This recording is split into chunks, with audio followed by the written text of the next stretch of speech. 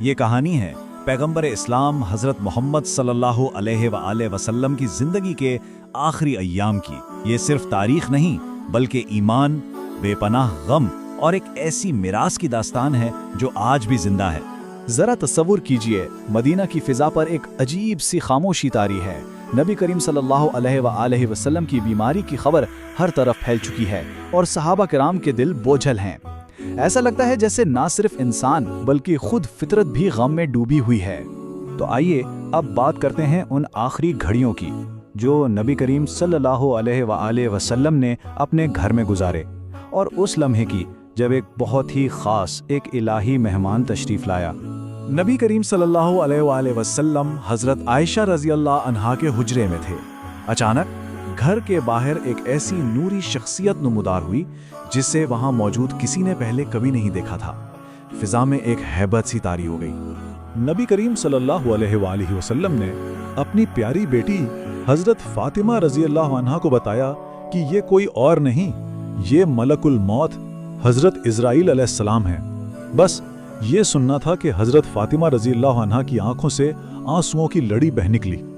ये वो लम्हा है जो नबी करीम सल्लल्लाहु अलैहि वसल्लम के मकाम को जाहिर करता है। सोचिए, वो फरिश्ता जिसके आने पर किसी को इनकार की मोहलत नहीं मिलती, वो अल्लाह के रसूल से उनकी रूह कब्ज करने की इजाजत मांग रहा है।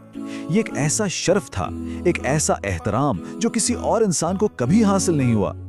लेकिन इस नाजुक लम्हे में भी अल्लाह के रसूल ने अपने लिए कुछ नहीं मांगा। उनकी ख्वाहिश कुछ और थी।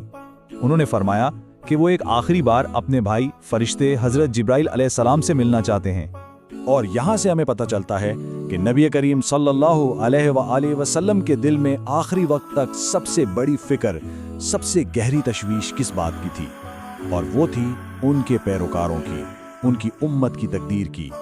जब हजरत जिब्राइल अलैहिस्सलाम तशरीफ लाए तो नबी करीम सल्लल्लाहु अलैहि वसल्लम की आंखों में आंसू थे और उन्होंने रोते हुए सिर्फ एक ही सवाल पूछा, अपनी ज़ात के लिए नहीं, अपनी तकलीफ के लिए नहीं, बल्कि अपनी उम्मत के लिए, कि मेरे बाद मेरे गुनहगार उम्मतियों का क्या बनेगा।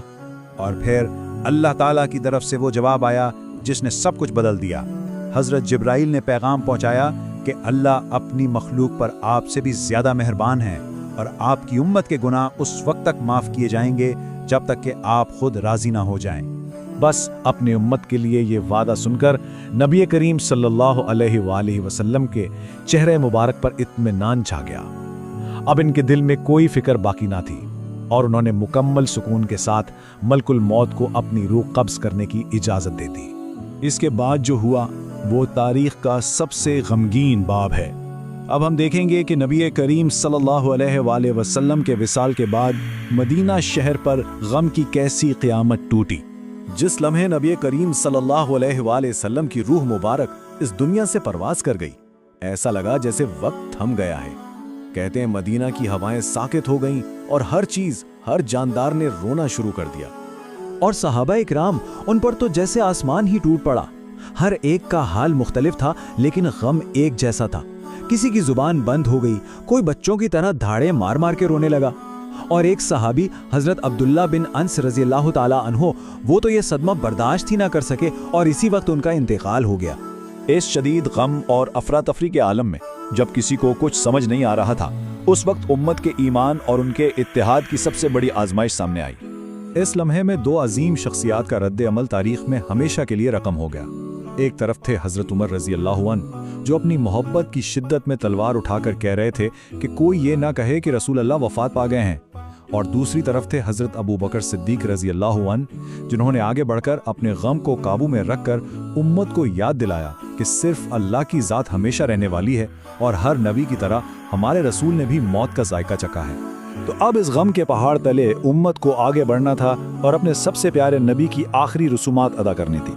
लेकिन तदफीन से भी पहले एक बहुत अहम फैसला किया गया। उम्मत को एक रहनुमा की जरूरत थी। हजरत उमर रजी अल्लाह अन्हु ने सबसे पहले हजरत अबू बकर रजी अल्लाह अन्हु के हाथ पर बैत की और उनके इस अमल से पूरी उम्मत एक क़यादत पर मुत्तफिक हो गई और एक बड़े बहरान से बच गई। आखिरी रसूमात की अदायगी में हर चीज बहुत एहतियात और मोहब्बत से की गई। साहबा बताते हैं कि गुस्ल के वक्त जिस्म मुबारक से जन्नत की सी खुशबू आ रही थी। आपको वहीं दफन किया गया जहां आपका विसाल हुआ था। यानी हजरत आयशा रजी अल्लाह अन्हा के हुजरे में। और नमाज जनाजा वो भी मुनफरिद थी, कोई एक इमाम नहीं था, बल्कि सहाबा छोटे छोटे ग्रोहों में आते और खुद नमाज पढ़कर चले जाते। ये उनके एहतराम की इंतहा थी। नबी करीम सल्लल्लाहु अलैहि वसल्लम तो इस दुनिया से पर्दा फरमा गए, लेकिन उनके जाने का असर वो उनके प्यारों के दिलों पर हमेशा के लिए रह गया। जरा हजरत फातिमा रजी अल्लाह अन्हा के इन अल्फाज को महसूस कीजिए। वो अपने वालिद को याद करते हुए कहती हैं कि आप तो अपने रब के पास चले गए, लेकिन अब मेरे इस दर्द को, मेरी इस तन्हाई को कौन समझेगा।